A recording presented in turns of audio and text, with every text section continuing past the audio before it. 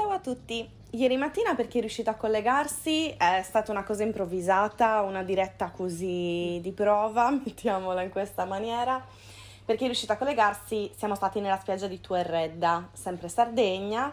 Vedrete il celeste, il turchese, l'azzurro, dei colori veramente bellissimi, delicatissimi.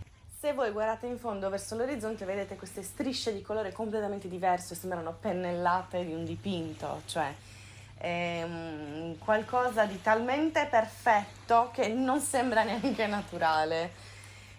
Oltre ciò, ma non è questa la particolarità, perché oltre ai colori dell'acqua meravigliosi, oltre alla sabbia finissima, bianchissima, bellissima, davanti a voi vedrete l'isola di Tuerredda.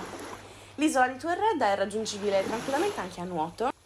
Piuttosto ricordatevi che nel periodo estivo, quindi da giugno a settembre, l'ingresso alla spiaggia di Tuerredda è contingentato, quindi a numero chiuso, va fatta la prenotazione.